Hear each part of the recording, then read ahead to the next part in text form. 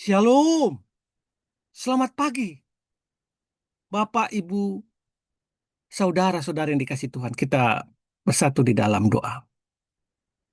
Terima kasih ya Tuhan untuk pagi hari yang baru yang Tuhan berikan. Terima kasih Tuhan karena Engkau menyebut kami sebagai anak-anak-Mu. Dan kami dapat menyebut Engkau sebagai Bapa Allah kami, Sang Pelindung kami.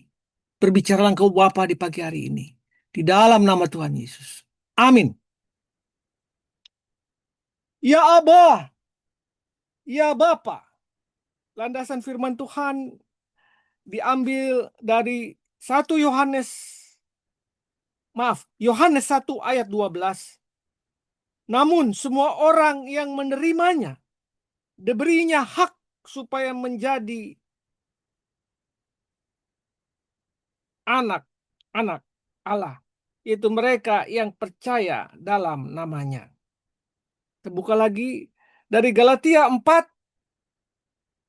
ayat 5-7. Ia diutus untuk menebus mereka yang takluk kepada hukum Taurat, supaya kita diterima menjadi anak. Karena kamu adalah anak, Allah telah menyuruh roh anaknya ke dalam hati kita yang berseru, ya Aba, ya Bapa. Jadi kamu bukan lagi hamba, melainkan anak. Jikalau kamu anak, kamu juga ahli-ahli waris oleh perbuatan Allah. Demikian sabda Tuhan. Semua orang yang menerimanya diberinya kuasa supaya menjadi anak-anaknya. Kita yang menerima Tuhan sebagai Tuhan dan Juru Selamat kita, penuntun jalan hidup kita, kita disebut anak-anak Allah.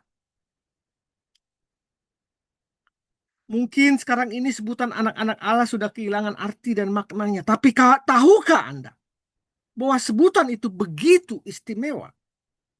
Kita diangkat menjadi anak-anak Allah. Yaitu pada waktu kita menerima Yesus dan percaya kepada Dia sebagai Tuhan dan Juru Selamat kita. Bapak, Ibu, saudara-saudara yang dikasih Tuhan, banyak orang yang bangga jika berkenalan dengan orang-orang penting atau menjadi sahabat orang-orang ternama.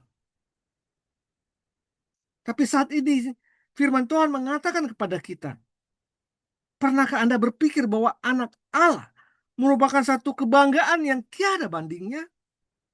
Kita boleh memanggil Allah dengan sebutan Bapa. Adalah suatu hal yang sangat indah. Bapak Ibu, orang lain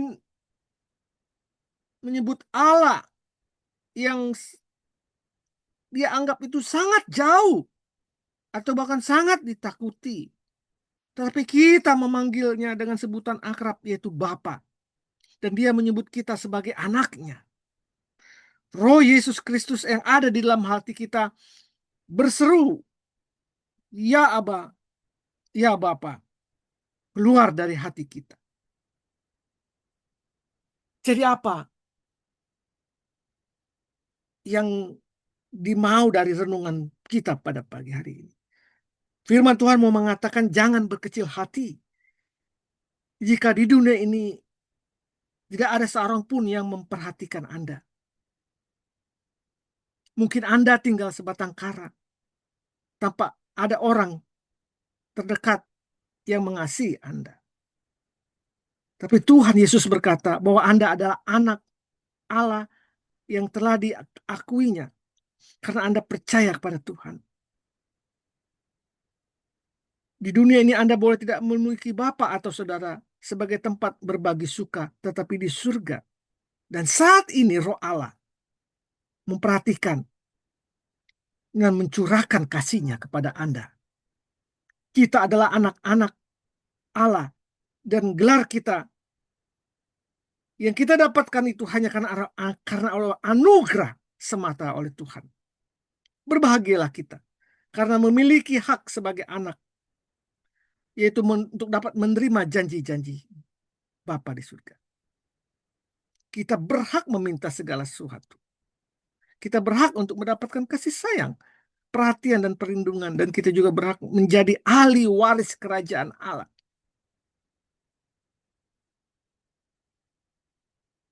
Sebagaimana hubungan Bapa dengan anaknya di dunia ini, demikianlah hubungan kita dengan Bapa, bahkan lebih. Ia dekat dengan kita dan ia mau agar kita juga menjumpai dia, Bapa kita, setiap saat.